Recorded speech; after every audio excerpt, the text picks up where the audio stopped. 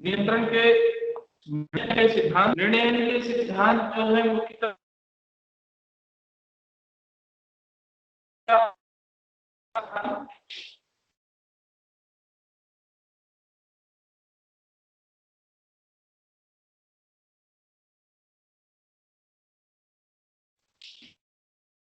उचित व्यवहार का सिद्धांत,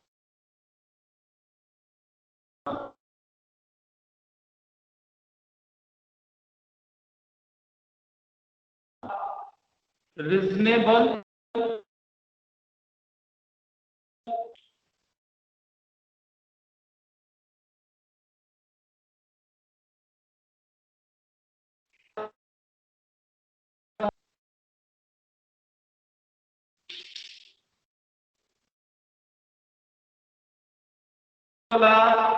maximum of profit, तीसरा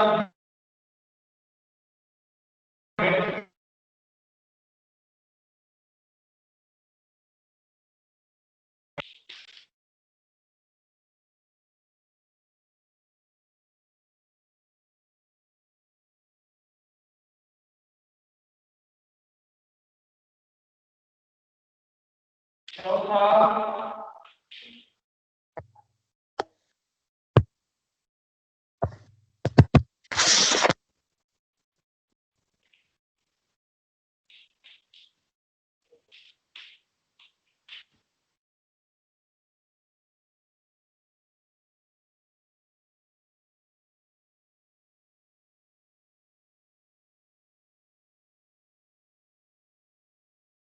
नेक्स्ट गतिशीलता का सिद्धांत,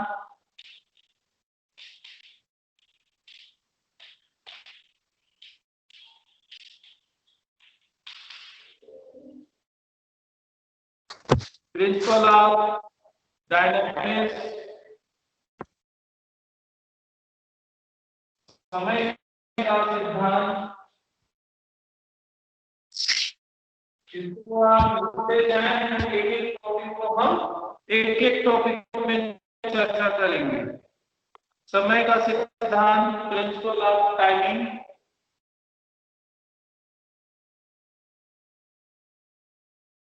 सहभागिता का सिद्धांत,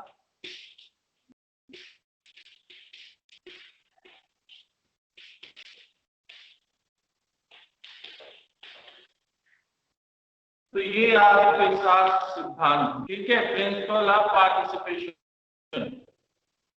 निर्णय जो है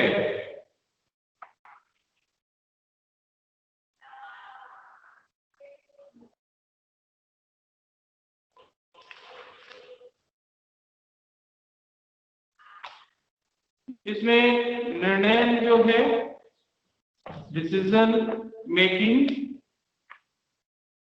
डिसीजन मेकिंग का सिद्धांत जो आपके साथ के सिद्धांत, इसको हम आगे जाएंगे, एक एक सिद्धांत के बारे में हम चर्चा करेंगे।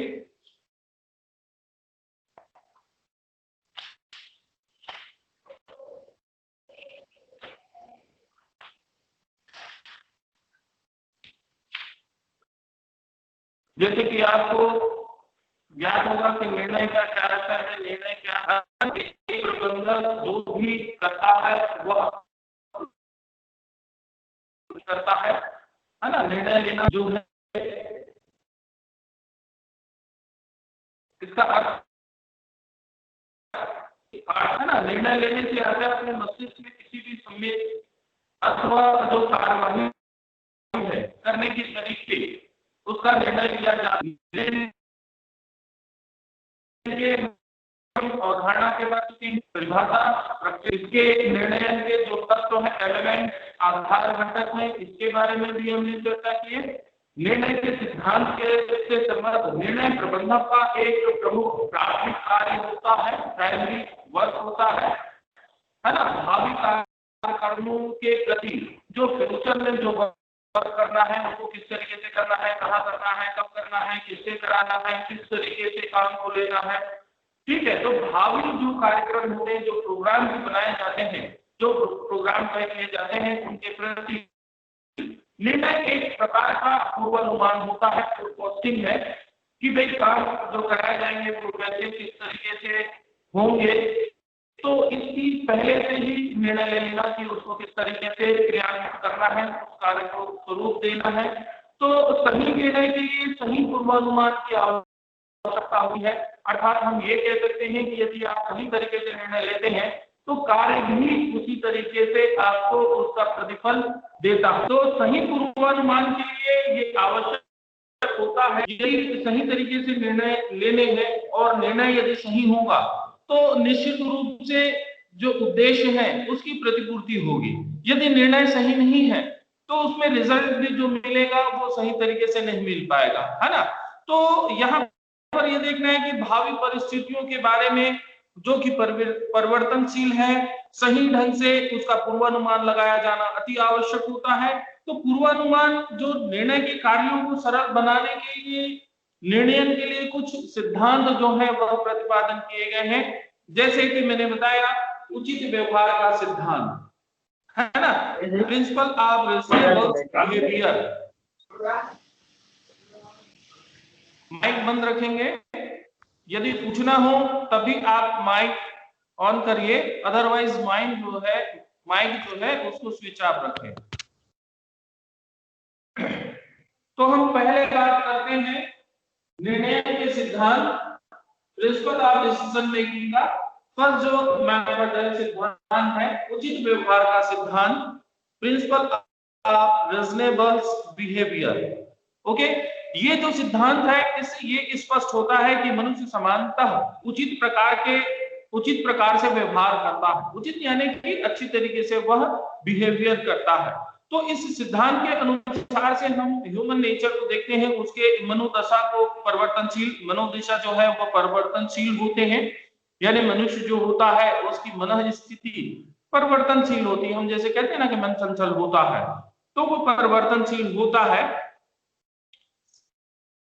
तो परिवर्तनशील होते हुए भी जो मनुष्य है वो सामान्य तरीके से सरलता से व्यवहार करता है ना, और वो सरलता से उसमें एक पता लगाया जाता है कि उसका व्यवहार किस तरीके से है, वह किस तरीके के कार्यों में रुचि रखता है। एक अच्छे प्रबंधक को ये ध्यान होना कि उसके जो कर्मचारी हैं उनका व्यवहार, उनका बिहेवियर कैसा है, उनका नेचर कैसा है, और उसी के अनुरूप उनको कार्यों को सौंपना चाहिए, है ना। जैसे कि मान लीजिए यदि किसी कर्मचारी की छंटनी करने के निर्णय लिए गए तो वहां पर कर्मचारी व अन्य कर्मचारी जो हैं इस निर्णय का क्या प्रभाव होगा, इसका सहज इससे अनुमान लगाया जा सकता है कि भाई यदि किसी कर्मचारी की छंटनी की जा रही है तो कर्मचारी की मन स्थिति क्या होगी। तो पहले उन कर्मचारियों की स्थिति को समझने की आवश्यकता होगी, है ना। तो यहाँ पर ये प्रबंधकों को कोई भी निर्णय लेने से पहले जो मानवीय व्यवहार है उनको ध्यान में रखने की आवश्यकता है। ये जरूरी है कि उसमें क्या इफेक्ट्स होंगे, क्या होंगे, है ना। तो मनुष्य जो समानता उचित प्रकार से जो व्यवहार करता है, तो इस सिद्धांत के अनुसार उसकी मानव की मनोदशा, उसकी परिवर्तनशील होने की वजह, इन सारी चीजों को समझने की बहुत ही आवश्यकता होती है ना। और ये जो इस सिद्धांत के अनुसार से व्यक्ति के व्यवहार में जो विभिन्न प्रकार की जो परिस्थितियां हैं उसमें कुछ सत्ता के साथ ही अनुमान लगाया जा सकता है, सही तरीके से उसको अनुमान लगाने की आवश्यकता होती है ना। तो आप ये कह सकते हैं कि under this principle so human behaviour is to the forecast in ordinary curriculums man always does good behavior. Human behavior should be forecast on facts and the curriculum should be brought to mind well forecasting, है ना। Next हम बात करते हैं इसमें अधिकतम लाभ का सिद्धांत, अधिकतम लाभ, principle of maximum of profit, ठीक है, अधिकतम लाभ का सिद्धांत। तो अधिकतम लाभ का सिद्धांत, तो प्रत्येक व्यवसायिक संस्था का उद्देश्य जो है वह लाभ कमाना होता है।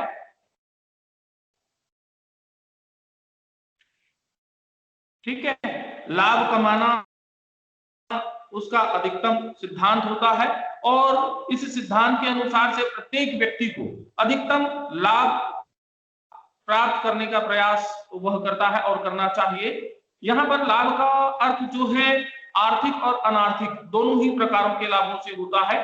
तो कम से कम लागत लगाना चाहता है वो, और अधिक से अधिक यानी कि अच्छा से अच्छा वह उत्पादन करके लाभ कमाना उसका आर्थिक उद्देश्यों को पूर्ति करता है। तो इसके विपरीत यदि व्यवसाय के सामाजिक उत्तरदायित्वों का श्रेष्ठतम तरीके से निवारण किया जाना व्यवसाय के अनार्थिक उद्देश्यों का पूर्ति करना होता है। अतः एक प्रबंधक को निर्णय लेते समय इस सिद्धांत को भली प्रकार से समझने की आवश्यकता है और उसको पालन करने की आवश्यकता होती है, यानी वह उसके बारे में सही तरीके से समझ ले पहले, और उसके अनुरूप ही उनके व्यवहारों को क्रियान्वित किए जाएं। तो जैसे कि ये अधिकतम लाभ यानी कि हर व्यवसायी जो है वह ये चाहता है कि वह भाई कम लागत में करे, उसका उत्पादन जो है अधिक से अधिक हो, और वो अधिक से अधिक लाभ जो है वह उसको प्राप्त हो। तो इसमें दोनों ही स्थितियां हो जाती हैं, आर्थिक और अनार्थिक, दोनों ही स्थितियों में वह लाभ अधिक चाहता है। तो प्रिंसिपल ऑफ मैक्सिमम प्रॉफिट जो है, तो हम देखते हैं कि इसमें the first of the formats objective of each business is to earn a profit. The alternative should therefore be taken properly to mind before making any decision, and finally the decision earnings maximum profit to the organization should be made. ठीक है, तो ये आपका हुआ अधिकतम लाभ का सिद्धांत। अब हम आगे बढ़ते हैं व्यक्तिगत स्वार्थ का सिद्धांत। व्यक्तिगत स्वार्थ का सिद्धांत,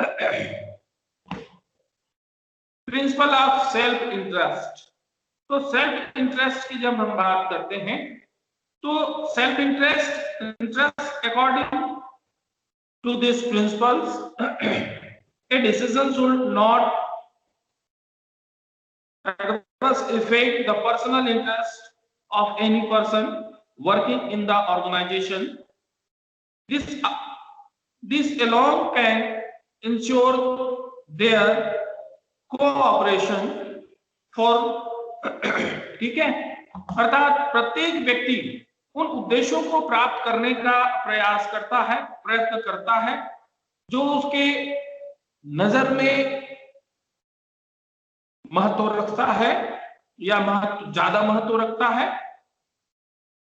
ये उद्देश्य आर्थिक और अनार्थिक दोनों ही हो सकते हैं। कुछ व्यक्ति आर्थिक उद्देश्यों को अधिक महत्व देते हैं और कुछ अनार्थिक उद्देश्यों को महत्व देते हैं। तो यहाँ पर प्रबंधकों की जो प्रथम श्रेणी के लोगों के संबंध में निर्णय लिए जाते हैं, यानी कि आर्थिक स्थिति को जो महत्व देते हैं, तो उस समय मौलिक जो प्रेरणाएं हैं उसको प्राथमिकता होनी चाहिए। और दूसरी जो अनार्थिक श्रेणी के व्यक्ति होते हैं, ऐसे व्यक्तियों के संबंध में मौद्रिक प्रणालियों को ध्यान में रखना चाहिए, जैसे कि शिक्षा है, मनोरंजन है, आवास है, ऐसे जो है इनको महत्व देना चाहिए। तो संस्था की निर्णय प्रक्रिया में कर्मचारी के हितों को ध्यान में रखा जाना चाहिए, तभी उनसे सहयोग की समीक्षा की जा सकती है।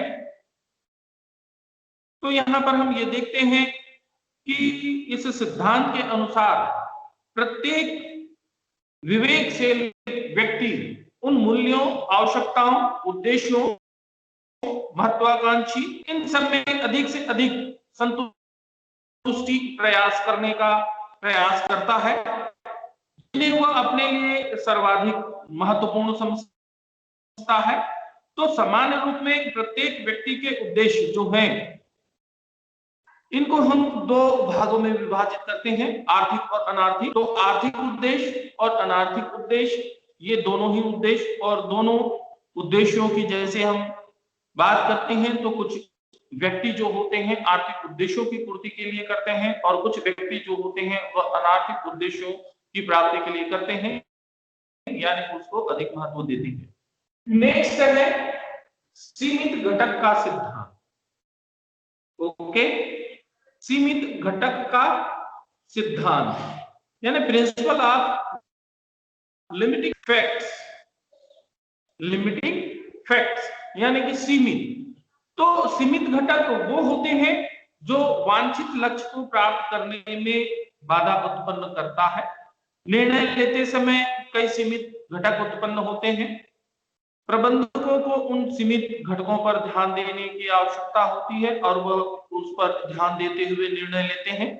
तो प्रत्येक संस्था अथवा व्यक्ति के साधन सीमित होते हैं, उसके रिसोर्सेज जो है वह लिमिट होता है। तो प्रत्येक प्रबंधक को इन सीमित साधनों अथवा घटकों का ध्यान में रखते हुए निर्णय लेना चाहिए और निर्णय लेने पड़ते हैं क्योंकि उनके पास रिसोर्सेज जो है वो लिमिट है। तो अपने जितने रिसोर्सेज होंगे उसके अंतर्गत ही उसको अपना निर्णय लेना होगा ताकि वह अपने उद्देश्यों को प्राप्त कर सके।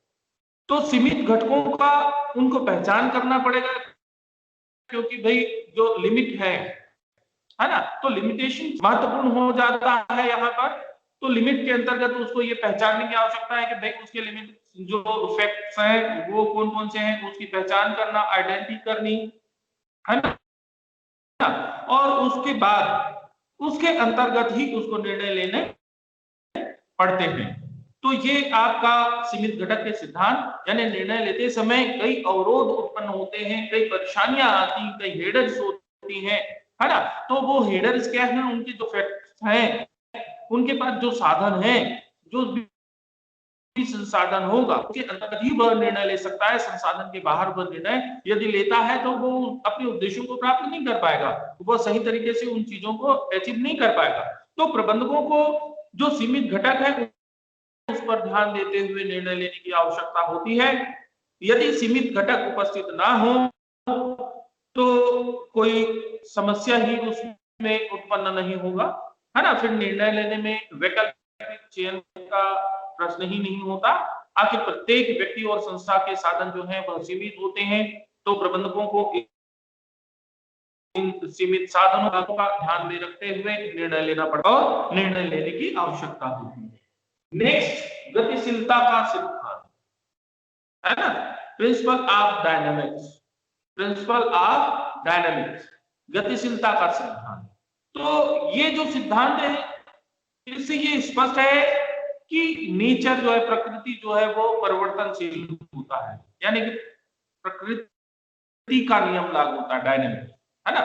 तो आर्थिक, सामाजिक, राजनीतिक इन सभी क्षेत्रों में आप देखेंगे कि भाई निरंतर इसमें परिवर्तन होते रहते हैं, चेंजेस होता रहता है ना। तो इन परिवर्तनों का प्रभाव जो है, जो इफेक्ट्स हैं, ये बिजनेस पर भी पड़ता है, जो आपकी इंडस्ट्रीज है उस पर भी पड़ता है। तो व्यवसाय और उद्योग इन क्षेत्रों में पड़ता है और इसमें आगे भी बढ़ता रहता है ना। यानी कि हम ये कहें कि जैसे जैसे परिवर्तन होता रहता है वैसे वैसे जो उद्योग है, इंडस्ट्रीज हैं, बिजनेस है, इसमें इसके इफेक्ट्स होते हैं। तो एक विशेष परिस्थिति में लिया गया निर्णय सभी परिस्थितियों में समान रूप से लागू होगा, ये कोई अनिवार्य नहीं है कि भाई जो निर्णय लिए गए हैं वह सभी परिस्थितियों में उसी तरीके से परिणाम दे, ये जरूरी नहीं है। तो परिवर्तनशील होने के कारण से परिस्थितियों में परिवर्तन के साथ साथ जो संस्था के उद्देश्य है, लक्ष्य है, कर्मचारियों की मनोवृत्ति है, श्रम संघों की मनोवृत्ति है, उनके मांग है, उनके उद्देश्य हैं, इनकी भी पूर्ति जो है स्थिति, राजनीतिक नीतियां, प्रतिस्पर्धा की स्थितियां, इसके अनुसार से परिवर्तित होता रहता है। तो प्रबंधक को इन सभी परिस्थितियों को ध्यान में रखते हुए निर्णय लेने की आवश्यकता पड़ती है और प्रबंधक को इसी तरीके से निर्णय लेना चाहिए। तो प्रिंसिपल ऑफ डायनामिक्स जो है, तो समय और परिस्थिति, ये महत्वपूर्ण बात हुई कि भाई परिस्थिति और समय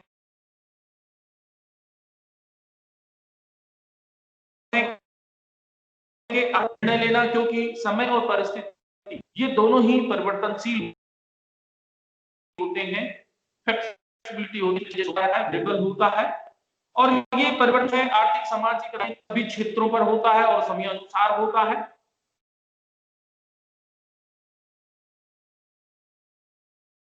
तो ये परिवर्तनशील जो परिस्थितियां हैं, इसको प्रबंधक को निर्णय लेने उसके अनुसार से उनको निर्णय लेने होते हैं, ताकि वो संस्था के जो उद्देश्य हैं वो, तो इसमें परिस्थितियों में परिवर्तन, उनके लक्ष्य, उद्देश्य और कर्मचारियों की आपकी मनोवृत्ति है, एटीट्यूड्स हैं, उसमें भी परिवर्तन हो। तो प्रबंधकों को यहाँ पर निर्णय लेने से पूर्व इस सिद्धांत का विशेष रूप से ध्यान में रखने की आवश्यकता है।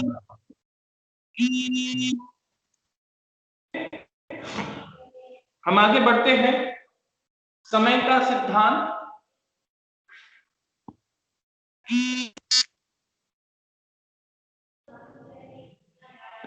समय का जो सिद्धांत है ये भी काफी महत्वपूर्ण होता है।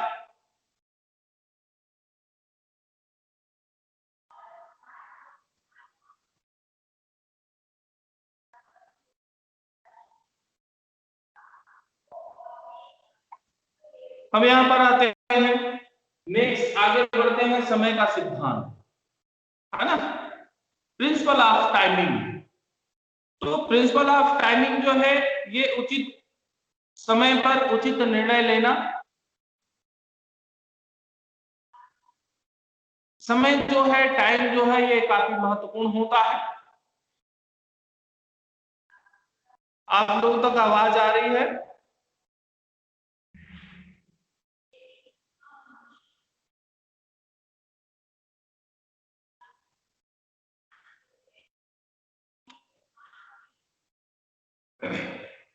नेक्स्ट, समय का सिद्धांत, प्रिंसिपल ऑफ टाइमिंग। तो जैसे कि समय माने टाइमिंग और प्लेस, ये दो काफी महत्वपूर्ण है, समय और परिस्थिति। तो उचित समय पर उचित निर्णय ही व्यवसाय की सफलता,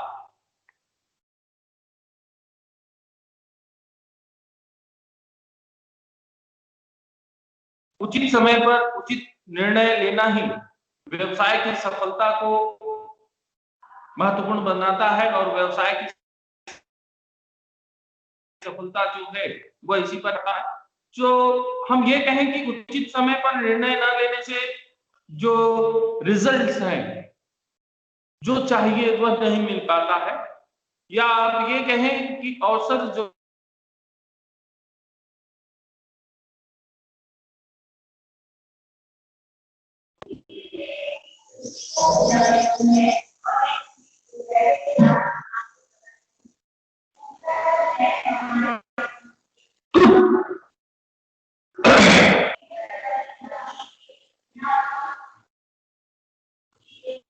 प्रबंध की निर्णय लेते समय समय की नीतियों का अंग, जिसमें प्रतिस्पर्धाओं का सामना किया जाता है, ये काफी महत्वपूर्ण होता है।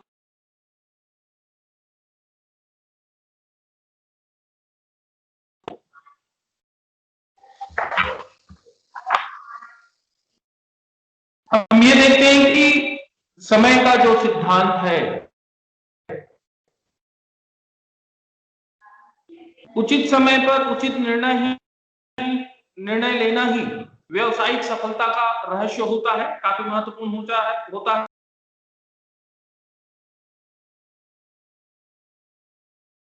महत्वपूर्ण होता है, और इसके अनुसार से ही निर्णय लेने होते हैं। तो प्रबंध के निर्णयों में समय व्यू नीति का अंग होता है, यानी कि जो फ्रेमवर्क तैयार किए जाते हैं, व्यू रचना तैयार की जाती है, फ्रेमवर्क जो तैयार किया जाता है, यह टाइम इंपॉर्टेंट होते हैं, और उसके अनुसार से ही फ्रेमवर्क तैयार करने चाहिए। समय अनुसार उचित समय पर उचित निर्णय लिए जाएं, तो उसके रिजल्ट्स भी सही तरीके से और जिन उद्देश्यों को लेकर तैयार किए गए हैं वह उद्देश्य जो है वह प्राप्त होता है।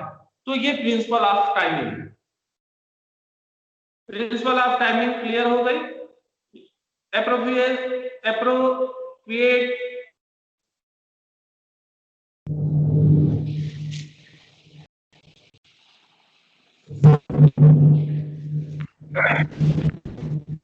आज डिस्टर्बेंस थोड़ा सा ज्यादा हो गया है।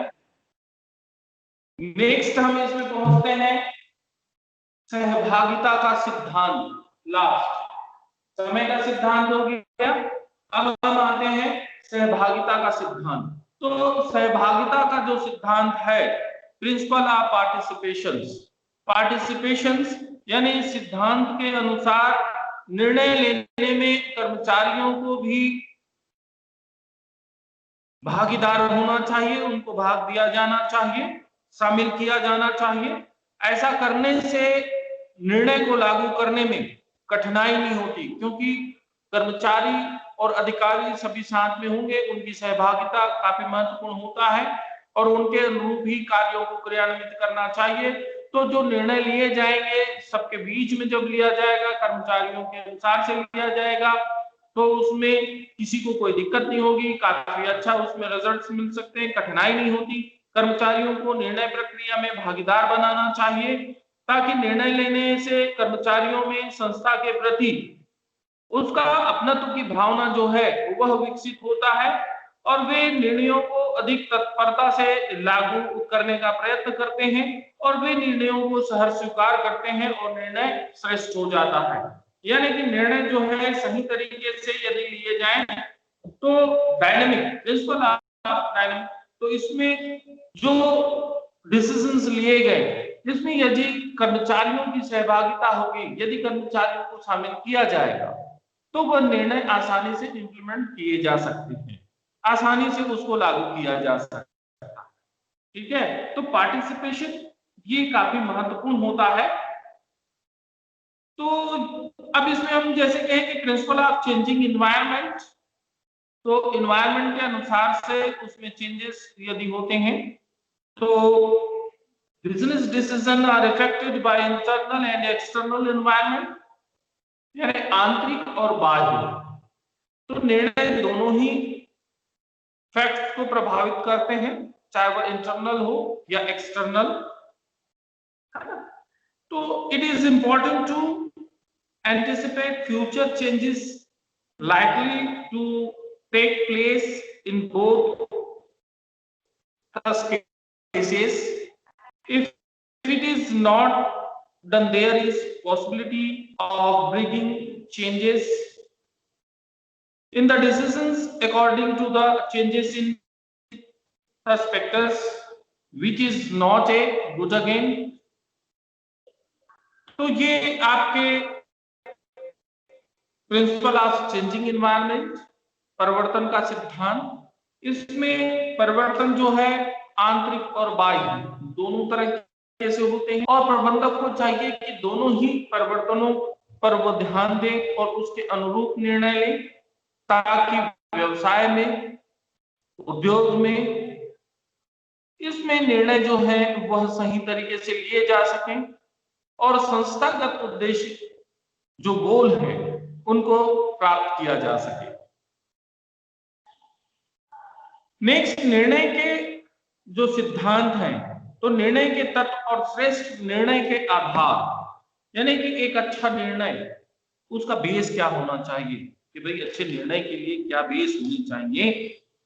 तो इसमें हम ये देखते हैं कि निर्णयकर्ता जो है निर्णय मॉडल जब तैयार करता है, अपना डिसीजन मेकिंग का निर्णय जब लेता है, तो उसमें विभिन्न तत्व उसको प्रभावित करते हैं, तो उसके अनुसार से ही उसको निर्णय लेने होते हैं। तो यहाँ पर मुख्य बिंदु ये है कि इकोनॉमिक एलिमेंट्स पर विशेष ध्यान देना, आर्थिक तत्व, आर्थिक, सामाजिक, नैतिक, वैधानिक और ऑब्जेक्टिव एलिमेंट्स, यानी कि उसके समय, ये सब मैं पॉइंट वाइज इसलिए मैं बता दे रहा हूँ क्योंकि ये इससे रिलेटेड है और इसी से संबंधित है आपके, यानी कि जो मॉडल तैयार किए जाएंगे ये विभिन्न तत्व जो है एलिमेंट्स हैं उसको इफेक्ट करता है, उसको प्रभावित करता है और अतः निर्णय लेने के जो प्रमुख तत्व हैं अथवा उसके आधार हैं, तो आधार जो है वो कौन कौन से आधार हैं निर्णय लेने के लिए? आर्थिक,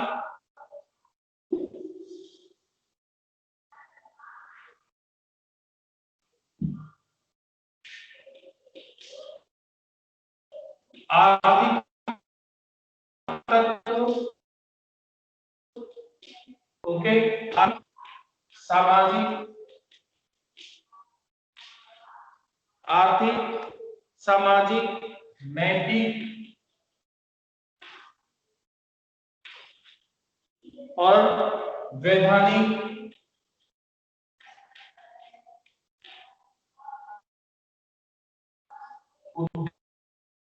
उद्देश्य,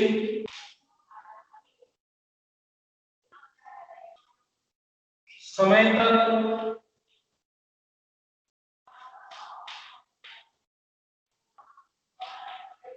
ये सब एलिमेंट है ना। वैधानिक तत्व, नैतिक तत्व, सामाजिक तत्व, आर्थिक, सामाजिक, नैतिक, वैधानिक, उद्देश्य, समय, एक्सेप्टेशन, स्वीकृति तत्व,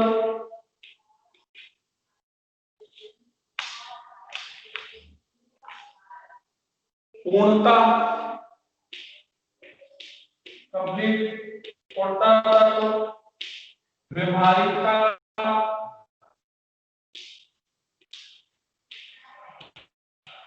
व्यवहारिक तत्व और अधिकार तत्व, राइट्स, राइट्स एलिमेंट, शामिल कर सकते हैं हम मनोवैज्ञानिक तत्व, आपके मनोवैज्ञानिक, साइकोलॉजिकल, साइकोलॉजिकल, मनोवैज्ञानिक,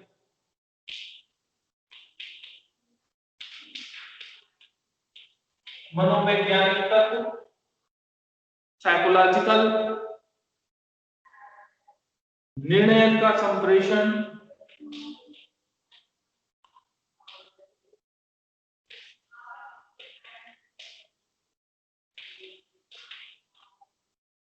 निर्णय का संप्रेषण, कम्युनिकेशन ऑफ डिसीजन, ठीक है।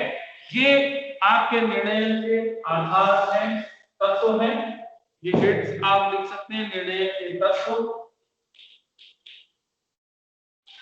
निर्णय के तत्व या श्रेष्ठ निर्णय के आधार अथवा श्रेष्ठ निर्णय के आधार।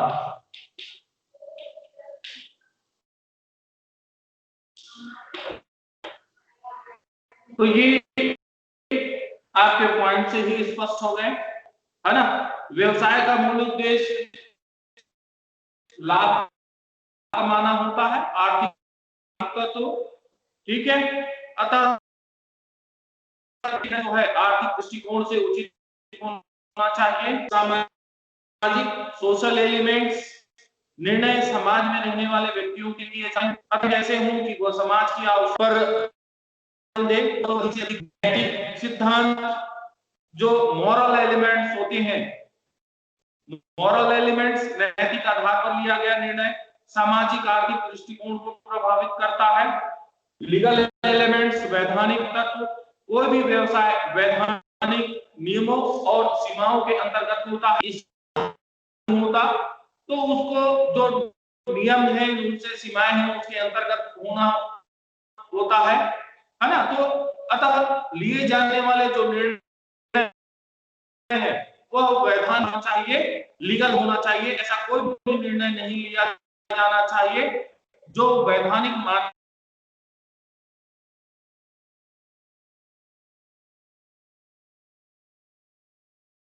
नहीं आता। तो वैधानिक उद्देश्य तत्व, ऑब्जेक्टिव एलिमेंट्स, ऑब्जेक्ट एलिमेंट, तो इसमें जो निर्णय है सदैव किसी न किसी उद्देश्य को लेकर किए जाते हैं। तो निर्णय द्वारा निर्धारित उद्देश्य और उद्देश्यों की पूर्ति होना आवश्यक है, यानी उद्देश्य के अनुसार से होना चाहिए। जो भी निर्णय लिए गए हैं उसके अनुरूप लिए जाएं, और जो निर्णय लेते हैं उस समय में उद्देश्य तत्व को विशेष ध्यान रखने की आवश्यकता है, यानी ऑब्जेक्टिव एलिमेंट्स को ध्यान पर रखकर निर्णय लिए जाने चाहिए।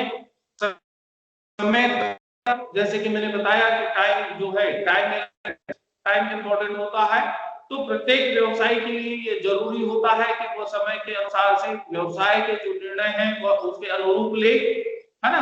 तो व्यवसायिक क्षेत्र में जो घटने वाले प्रत्येक घटना के प्रति उसको सजग रहने की आवश्यकता है और समय पर निर्णय लेना और समयानुसार उसका लाभ उठाना आवश्यक है। तो अतः निर्णय सदैव समय अनुसार लिए जाने चाहिए, तभी उसकी उपयोगिता जो है, उसकी इंपॉर्टेंस जो है वह बनी रहती है। स्वीकृति तत्व, एक्सेप्ट एलिमेंट, तो एक्सप्रेशन जो एलिमेंट्स हैं, तो इसमें निर्णय की सफलता उसे लागू कर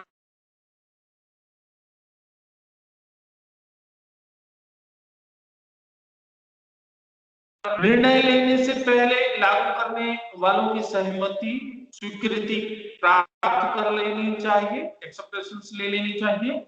इसलिए निर्णय लेने में उन लोगों की भागीदारी भी होने की आवश्यकता होती है, जैसे कि मैंने पहले बताया कि कर्मचारियों को भी उसमें शामिल करना चाहिए, सभी पार्टिसिपेंट होने चाहिए, ताकि जो निर्णय लिए गए हैं उसको आसानी से लागू किए जा सके और व्यवसाय और उद्योग के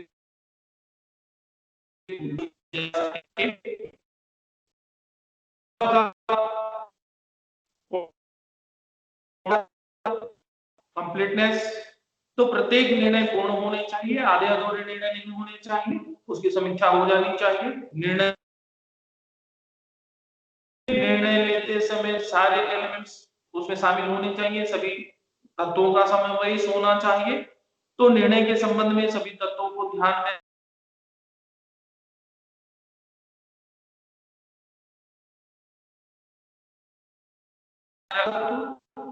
अधिकार तत्व यानी कि अथॉरिटी, एलिमेंट्स ऑफ अथॉरिटी, तो निर्णय लेने से संबंधित सभी अधिकार प्रदान किए जाए, उनमें अथॉरिटी होनी चाहिए ताकि वह निर्णय ले सके और उसके लिए रिलायबल हो सके,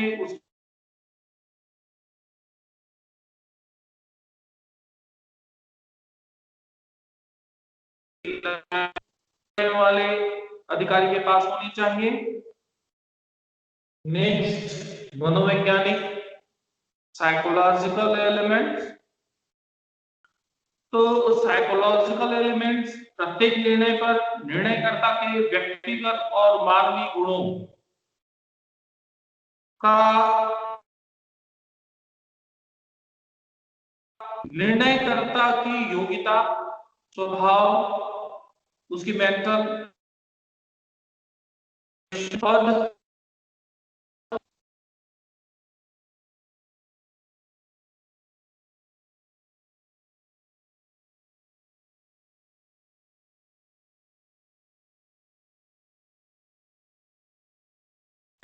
लेने पर प्रभाव पड़ता है और ये काफी गहरा प्रभाव होता है, काफी इम्पोर्टेंट है। साइकोलॉजिकल इफेक्ट्स, साइकोलॉजिकल एलिमेंट्स की काफी महत्वपूर्ण, तो निर्णयों से निर्णयकर्ता की व्यक्तिगत झलक मिलती है। निर्णय का संप्रेषण, कम्युनिकेशन ऑफ डिसीजन, तो अंत में निर्णय को लागू करने के लिए उसमें संबंधित अधिकारियों को सूचित किया जाना, कोऑर्डिनेशन काफी महत्वपूर्ण है। तो संप्रेषण स्पष्ट, सरल, संपूर्ण रूप में महत्वपूर्ण निर्णयों के लिए लिखित संप्रेषण, यह भी महत्वपूर्ण है। कम्युनिकेशन लिखित और मौखिक, ओरल और रिटन, दोनों ही तरीके से हो सकते। तो जो निर्णय लिए गए हैं उसका संप्रेषण जो है वह लिखित हो तो काफी महत्वपूर्ण होता है। ठीक है, आगे नेक्स्ट टॉपिक में हम चर्चा करेंगे नेक्स्ट क्लास में। निर्णय विधि, टेक्निक्स जो हैं इसके बारे में हम बात करेंगे, निर्णयों के प्रकार के बारे में बात करेंगे। ओके, आज के लिए इतना ही।